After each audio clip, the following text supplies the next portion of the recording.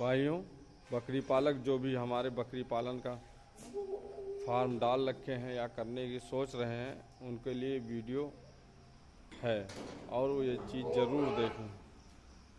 तो किसान भाइयों, क्योंकि किसान ही जानवर रखते हैं और कुछ लोग तो भाई बिजनेस के व्यवसाय से बकरी पालक हैं, तो आज हम आपको बताने वाले हैं कि आप जो लोग बाहर चराते हैं उनके लिए तो सब कुछ बचत ही बचत है, और जो बाहर नहीं चराते या फार्मिंग कर रखे हैं या जो अपना करने की सोच रहे हैं उनके लिए वीडियो बहुत ज़रूरी है।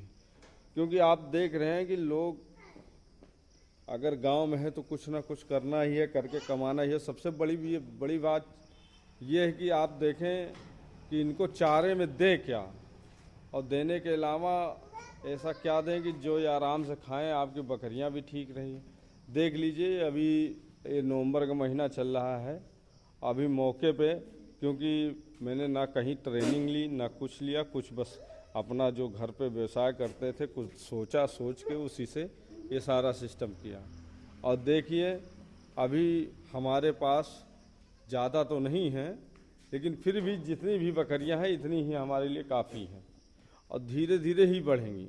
क्योंकि मैंने जब स्टार्ट किया था तो मैं केवल 5 या 6 बकरियां घर की थी, उन्हीं को रोक के मैंने धीरे धीरे ये सिस्टम बनाया। आज मेरे पास 5-6 से लेके आप देख लीजिए लमसम 20-25 बकरियां हैं, इसमें खसी भी हैं। तो हमारे बकरी पालक और किसान भाइयों, कहने का मतलब यह है कि अगर आप बकरी पालन करने की सोच रहे हैं या कर रहे हैं या फार्म डाल रहे हैं तो इनको देखिए, मैंने कुछ ज़्यादा कुछ इसमें नहीं मिलाया है। ये सुबह का इनका चारा है, ये देखिए भूसा कैसे नरम करके, और इसमें आपको चोकर है, चोकर के अलावा दलिया का कुछ चूरा है, जो दाल वगैरह का चूरा निकलता है, चने का हो, अरहर का हो या मटर का हो, किसी भी चीज़ का हो, तो इन सब चीज़ों का चूरा है और चूरा के अलावा इसमें चोकर, हमने जो गेहूं का चोकर होता निकलता है राइस मिलों से, इन 2 चीज़ों को मिला दिया है। और मिलाने के बाद थोड़ी मात्रा में इनको मैं नमक देता हूँ पर डे। और आप खास करके इस चीज़ का ध्यान करें कि नमक तो बहुत ज़रूरी है इनके लिए। और नमक में भी ये भी नहीं, नमक जो हम लोग सफ़ेद वाला खाते हैं यही नमक नहीं है। तो इनको किसान साथियों या बकरी पालक जो भी फार्म कर रखे हैं, तो इनको पर डे आप एक टाइम सफ़ेद नमक को दें और दूसरे टाइम आप इसी चारे में ही सेंधा नमक या काला नमक, यानी इनको एक टाइम देते रहें थोड़ा थोड़ा मात्रा में, या तीनों को एक में करके मिला के दे देंगे तब भी ठीक रहेगा।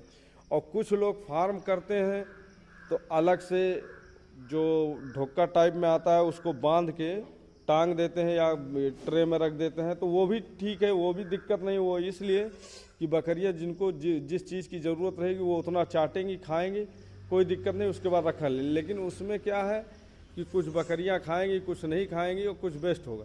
लेकिन इसमें जो चारे में अगर मिला देंगे तो वो साथ के साथ और थोड़ा, यानी इनको स्वाद मिल जाता है नमक, तो वो जो चारा कम उठाएंगी, आप उसमें सेंधा नमक और काला नमक अगर मिला देंगे तो मिलाने से और सफ़ेद इसका मिलाने से इसमें स्वाद और टेस्ट मिल जाएगा। तो ये बढ़िया से चाव से खाएंगी, और खाने से ये फ़ायदा होगा कि अगर आपका सेंधा और काला नमक मिला है, सफ़ेद नमक भी, तो स्वाद भी मिलेगा, दूसरा इनका हाजमे के लिए वो भी ठीक है। तो किसान साथियों और बकरी पालक हम जो भी फार्म कर रहे हैं उनके लिए मैं बताना चाहता हूँ कि आप इस तरह करके आप एक टाइम इनको ऐसे चारा दीजिए, और दोपहर के टाइम कभी भी आप हरा चारा दें तो ये सोचे दोपहर के टाइम आपको देना है, दोपहर के टाइम। और हरा चारा सुबह मत काटना, क्योंकि सुबह इस समय नमी का वो रहता है टाइम, तो जिससे ओस बहुत गिरी रहती है। अगर आप तुरंत काटेंगे और काट के अगर उसको रख देते हैं, नहीं भी देते हैं, तो वो उमस जाएगा, वो यानी खराब होने लगेगा। तो दूसरी बात तो यह है कि आप हरा चारा अगर आप काट रहे हैं तो दोपहर में काटें या 3 बजे तक काट लें, तो उससे ये फ़ायदा होगा, उसमें जो भी ओस पड़ी है या मॉइस्चर है वो सारा सूख जाएगा और उस तरह का नहीं रहेगा। और दोपहर में इनको कभी भी दें तो दोपहर में हरा चारा दें, इनको शाम या सुबह के टाइम हरा चारा बिल्कुल मत दें। सुबह आप एक नियम बना लीजिए कि सुबह इनको आपको अगर भूसा देना है तो शाम को दोपहर को हरा चारा देना है और शाम को इनको दाना देना है। दाने में आप गेहूं रख लें, बाजरा रख लें, जो भी आपके यहाँ उपलब्ध हो, जो आपको सस्ता बैठे। क्योंकि मैं कभी कभी किसान साथियों इस जैसे गेहूं सस्ता है तो मैं इनको गेहूं खिलाता हूं, और गेहूं भी खिलाने का एक अलग ही तरीका है। तरीका ये है कि लोग जैसे सूखा दे दोगे तो अलग बात है, लेकिन अगर इनको गेहूं भी पर डे आप दे रहे हो, थोड़ा तो ज़रूरी है। तो अगर गेहूं दे रहे हो तो आप रात में इनको भिगो दें, भिगो के सुबह निकाल के तो नरम करके उसको थोड़ा यानी बाहर निकाल देंगे, पानी गर जाए, उसमें थोड़ा सा नमक और हो सके तो हल्का सा हल्दी आप ये मान के चलिए, अगर पर डे नहीं यूज करते तो हफ्ते में कम से कम 3 दिन तो पर डे आपको हल्दी यूज ही करें, उससे बेनिफिट बहुत है। क्योंकि वो पूरा एंटीबायोटिक का हर चीज़ का यानी काम करेगा। तो अगर आप हल्की मात्रा में आप दाने में या इस तरह भूसे में किसी भी में उसमें मिला के देंगे तो आप के लिए इनके लिए समझ लो एकदम रामबाण बढ़िया दवा है। तो किसान साथियों, अगर आपको हमारा ये वीडियो अच्छा लगे तो चैनल को लाइक और सब्सक्राइब ज़रूर करें।